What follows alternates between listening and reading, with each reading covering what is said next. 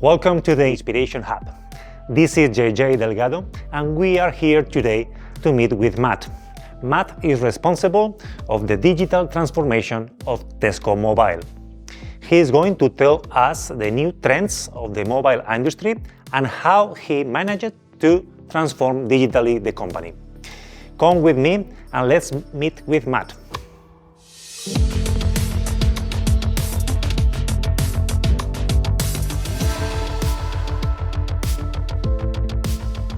Hello, Matt. Welcome to the Inspiration Hub. It's a great pleasure to have you here with all of us.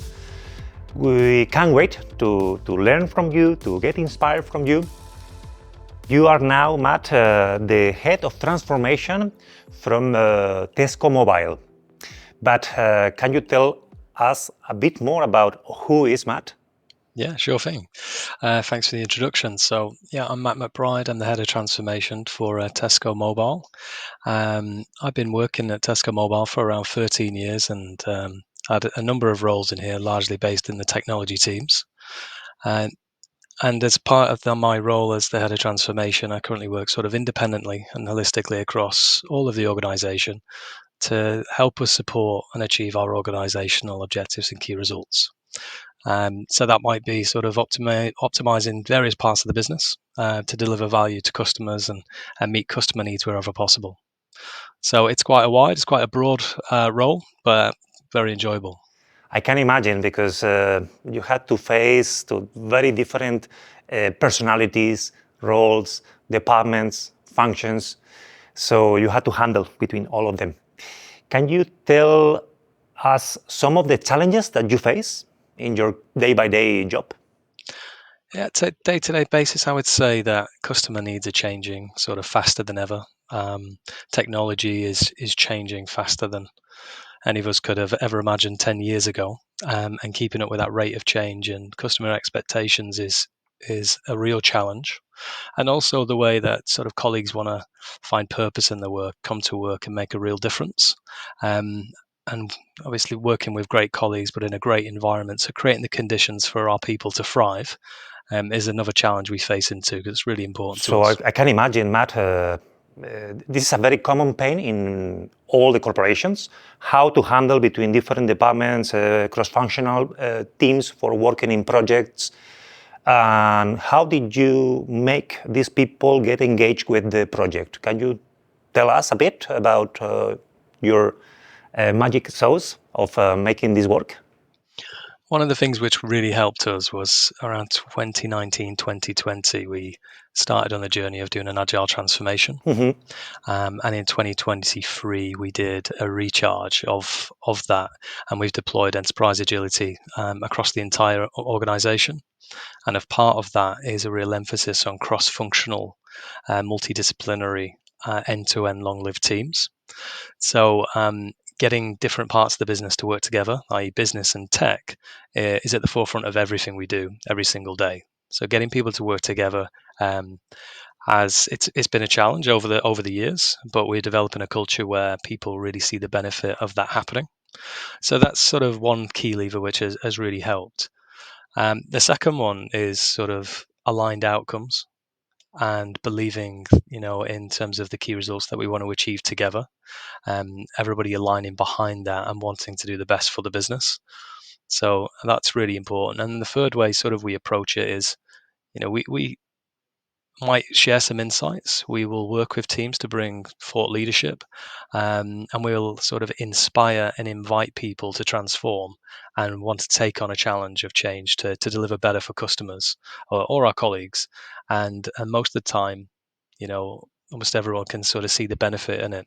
It really, in reality, the challenge then is prioritizing the right things or the biggest things which are going to transform the business and add the most value, as opposed to people not wanting to do it. It's how much can we support?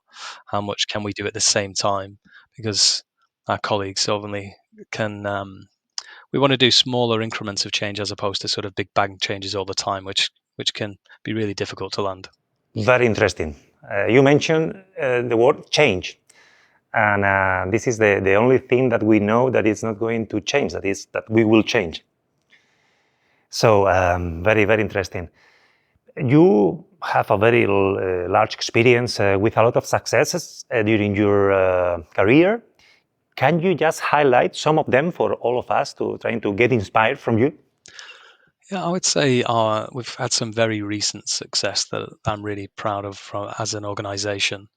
So we've we've been doing the hard yards in terms of our enterprise agility transformation, and also we've been working on a digital transformation where we implemented sort of an API first tech stack. We brought in a new e-commerce platform. We brought in a new CRM platform. We changed position strategy in relation to our mobile application. So we're really leaning into being digital first. And as a result of that, and over the last 12 to 18 months, we've really seen this pay off. We had sort of a record year in terms of customers join us last year. We're really leaning into our strategy. Our NPS is very strong in the marketplace, around the 50 mark, and we got voted the fifth. We were fifth out of the top 100 on the UK CSI sort of index. So we are customer first, customer centric, and we support our colleagues and create brilliant conditions for them to do their best work, and that shows in our business results. So I'm really proud of that and what we've achieved over the last 3-4 years. Wow, a lot of successes. Like you did a very good job in so many big projects. So congratulations, Matt. You have a great experience, and you are an expert as well in the telecommunication industry. From your point of view, what's the present and what is going to be the future of the sector? Yeah, so I mean, in respect to the telco sector, there's some really interesting things going on with the MNOs right now, and talking about things like the open gateway, which are being discussed at MWC. In respect to the MVNOs, it's a really competitive market out there, especially with sort of coming off the back of a cost of living crisis within the UK and no doubt across Europe.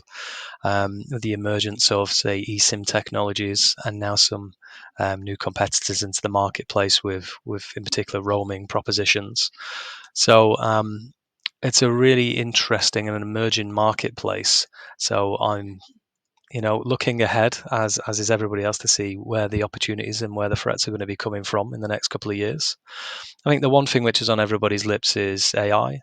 So where telcos, where the MNOs, where the MVNOs can really leverage artificial intelligence and Gen AI specifically to differentiate in the market, to meet customers' needs, and also get some productivity gains, because I know that's on what people are thinking about. And some of the obvious use cases there which are being spoken about is in the content creation. We can see that probably on social media platforms every single day. We can see it sort of definitely in analyzing data and summarization and drawing insights. So that's going to hopefully provide some real rich insights, and then eventually leading to sort of a real personalized, strong offer across sort of like your product suite and what you're able to offer a customer. So I think artificial intelligence, Gen AI, is going to be, only go from strength to strength and get bigger and bigger in almost every vertical. Some of the other things, cloud is going nowhere. That's obviously been spoken about for the last 5 years. Cloud transformations, data transformations, and that's definitely something that we're sticking close to. The decentralization, democratization of data, putting data in the hands of all colleagues, or relevant data to all colleagues, so they can make decisions as they're closest to the customer, but doing it in a cloud-centric way to get the benefits of like the flexibility, the scalability, the resilience that you'll get in cloud versus a traditional fully on-prem function. So it's going to be a really interesting space, and I think we'll continue to go that way. And especially as cloud will most likely power a lot of the AI stuff. But one thing we've definitely got to watch there is sort of the sustainability angle and impact of the compute power, because we need to, where at Tesco Mobile, we really care about the communities that we're serving. We really care about doing the right thing, and with all these advances in technology, we really need to keep an eye on sort of people and the planet. So Wow, I can't wait to see in the future and to see what is going to come. I know that you were doing a very big projects, and for doing these big projects, some of them you were working in combination as a partnership with entity data. Can you explain us a bit about one of the projects that you were doing with them? Yeah, sure. So we've been working with NTT Data for a number of years. I think we're pushing back around 8 to 10 years, it feels like. And we started on some engagements many years ago when we actually was delivering our first API gateway. And we needed a strategic partner. We needed a partner with the right skills and experience to help us deliver sort of the initial foundations of our long-term vision, technology strategy. So that's where we started.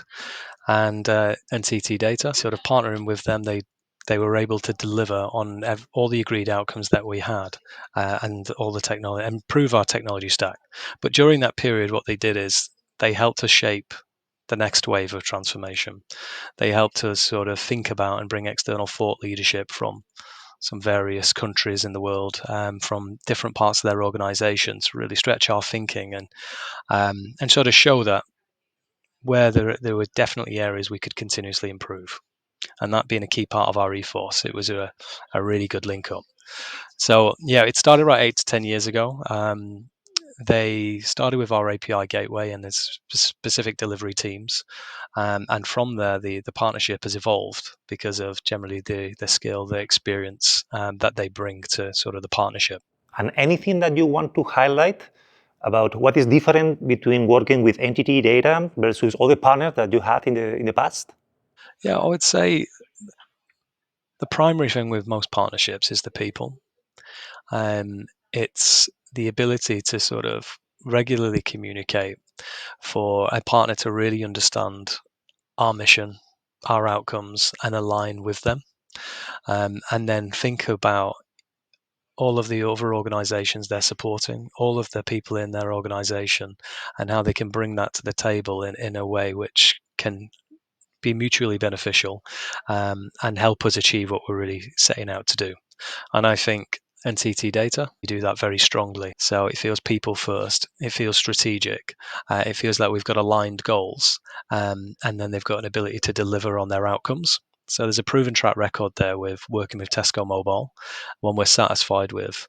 I'm very satisfied with, and speaking to our colleagues when we've come to do sort of scoring and surveys of the people and the team that we work with and the organizational capability, generally we score very highly. Great. You mentioned before a lot of opportunities in the future. Can you explain us what are the next steps about the partnership with Entity Data and Tesco Mobile? What's next? Oh, I can't give some trade secrets out just yet.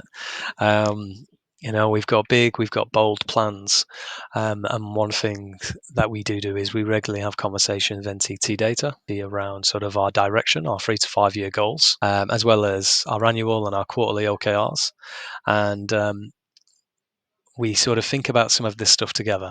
We think about how can we unlock this? What capability do we need to really achieve these outcomes?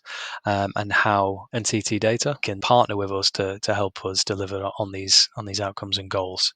So, I mean, in the immediacy, our technology stack is sort of primed to now start integrating with AI, like we mentioned before, like we can see many of our competitors and many industries sort of tapping into.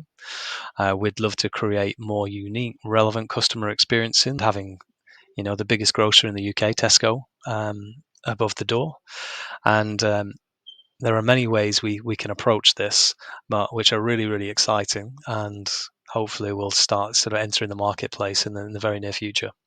Sounds great. Now, if you can just summarize your experience with this partnership with Entity Data in just like one tweet, what would it would be? In a tweet or an X, I would summarize it. The relationship with NTT Data, it's long-term, it's trusted partnership. We're a great team of people who are committed to achieve mutually beneficial outcomes. Super. Sounds great. Thank you very much, Matt, for being here today with all of us. I have learned a lot from you, and I got inspired a lot as well. So congratulations for all your achievements. Thank you very much, Matt. Thank you very much.